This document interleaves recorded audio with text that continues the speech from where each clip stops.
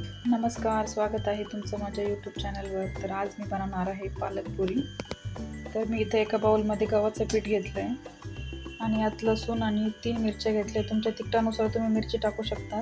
आणि जिरं घेतलं आहे आणि इकडे मी पालक शिजवून घेतली आहे.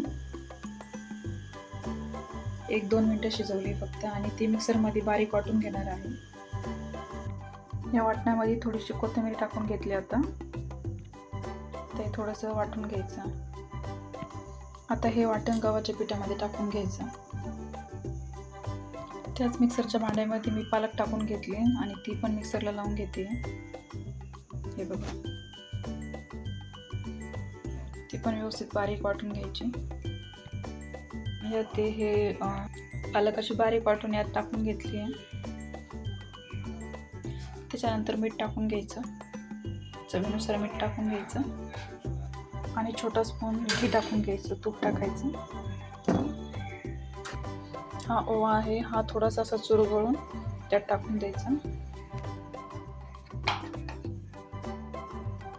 थोडीशी हळद टाकून द्यायची. आता हे मिश्रण व्यवस्थित मळून घ्यायचं. थोडं थोडं पाणी टाकून मग मळून घ्यायचं, कारण याच्यात भाजीमध्ये खूप पाणी असतं. त्यामुळे जसं पाहिजे तसं पाणी टाकायचं.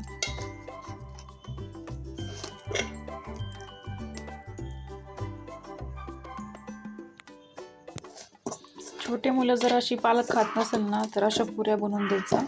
खूप आवडीने खातात छोटे मुलं. तर हे मी असं पीठ मळून घेते. व्यवस्थित मळून घ्यायचं हे. आणि पालक खूप पौष्टिक असते, तर लहान मुलं खायला कंटाळा करतात ना, तर अशा पुऱ्या बनवून दिल्या तर ते छान आवडीने खातात. आपलं हे पीठ मळून तयार आहे आणि हे थोडंसं पातळ नाही मळायचं, मीडियम मळायचं आहे. सॉरी, हे बघू शकता. आता हे पीठ आहे ना 15-20 मिनटं असं व्यवस्थित झाकून ठेवायचं, म्हणजे थोडंसं असं नरम होतं ते. कोणी माझ्या चॅनलवर नवीन असेल तर माझ्या चॅनलला नक्की सबस्क्राईब करा, लाईक करा. तर आपण हे पीठ आता 15-20 मिनटं असंच ठेवून देऊ. 15-20 मिनटानंतर याच्या पुऱ्या बनवू. आणि मी थोडंसं तेल टाकून पण थोडं मळू घेतलं, म्हणजे सॉफ्ट अशा होतं. बघू शकता, जास्त पातळी आहे आणि जास्त असं घटसर नाही आहे. देखो, तर बघा. आता हे 15-20 मिनटं असंच ठेवून द्यायचं.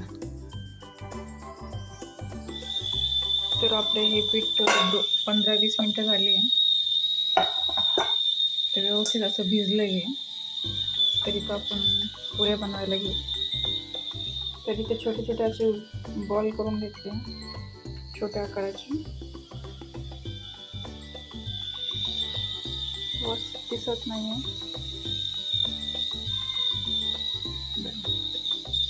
छोट्या आकाराचे बॉल करून घेतले. तर हे लाटून घेऊया आपण. तर अशी मी थोडीशी मोठीच लाटली, छोटी लाटली तरी चांगलीच आहे. तरी तर मी तेल तापवायला ठेवलं. तेल आपलं गरम झालं आहे व्यवस्थित. आता त्यात ही पुरी टाकून घेऊ.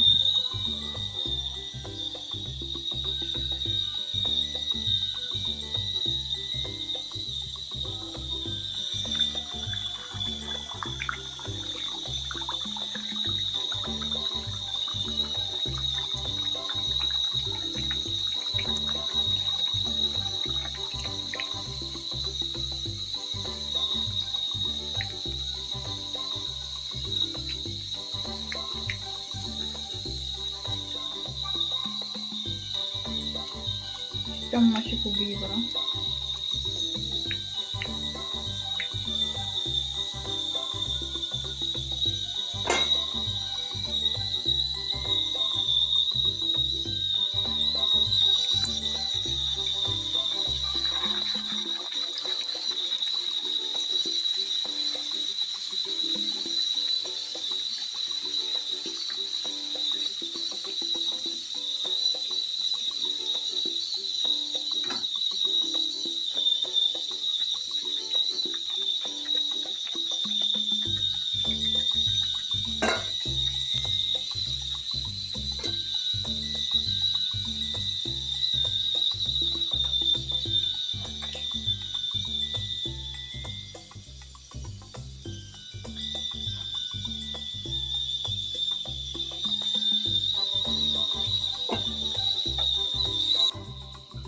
ही आहे आपली पालक पुरी. तर ही बटाट्याच्या भाजीसोबत खा, चटणीसोबत खा, खूप छान लागते. तर भेटू आपण दुसऱ्या ब्लॉग्समध्ये, दुसऱ्या व्हिडिओमध्ये. तर माझ्या चॅनलला नक्की सबस्क्राईब करा. बाय.